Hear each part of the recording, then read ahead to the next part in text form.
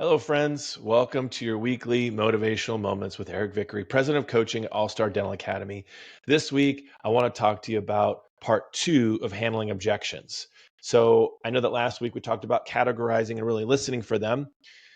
Today, we're going to acknowledge and engage. So now you're hearing the objection, you're not avoiding it, you're acknowledging and you're engaging with that. So, how do we do that? So, the first step is really just to hear these words and understand the concept. Okay, so step 1, 2, and 3. So when a patient says, I can't afford that, you actually have to determine, is this an objection or is this a life condition? And if it's an objection, what type of objection is it? Is it really a money objection, or is it a lack of urgency objection like we talked about last week?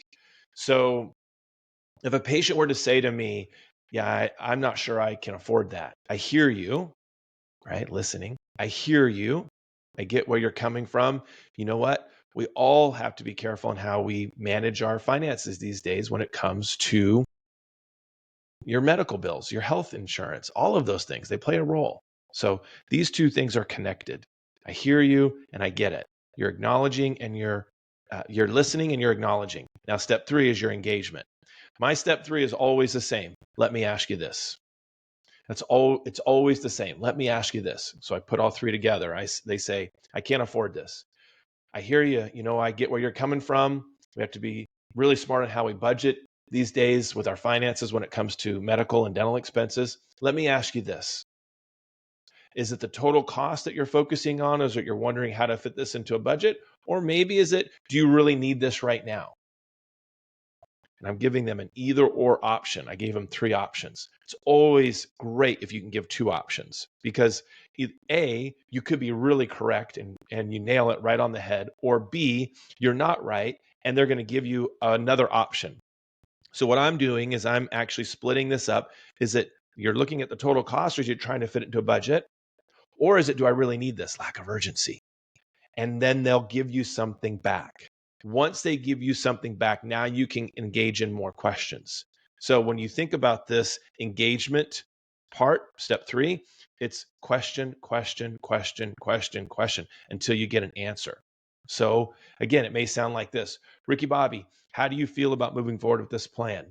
I can't afford that. I get where you're coming from. Makes sense that you would want to make, value and budget and pay attention to your finances these days. Let me ask you this. Is it the total cost you're wondering about? Is it how do you fit this into a budget? Or is it maybe you're wondering, do I even really need this right now? Well, I'm just not so sure I need it right now. It's not even bothering me. I get where you're coming from. It makes sense that you'd be thinking that way. Let me ask you this. Have you ever had a toothache before? Have you ever heard of a root canal? All right. And then you can go down. We call it play it forward. You can use another skill set there. So if you ask enough questions, you're going to run into one of 2 things: solving the objection, which was just lack of information and engagement. They didn't understand what was happening. Or number 2, you're going to run into a life condition where your patient says, yeah, there's just no way for me to afford this. I want to do it, but I can't do it. There are no financial options in the world other than doing it for free that would work in those situations. Now, time will move and hopefully they'll have the money down the line. Know this: if you're using all the skills that we were working on, you're going to prevent a lot of objections. So my hope is that when you get to this section, you're really finding out that these are life conditions, not objections. If you're getting a lot of objections, it means you're not doing something earlier in the system when it comes to case acceptance. If you're getting life conditions, it's understandable. And you'll want to be sympathetic to your patient, or maybe empathetic actually, and have a next appointment set up with them for their hygiene visit and stay connected with them. All right. If you want more information on this, you want coaching, you want to dive in deeper, just email Heather at allstardentalacademy.com. We'd love to help you out. All right, guys, have a great week.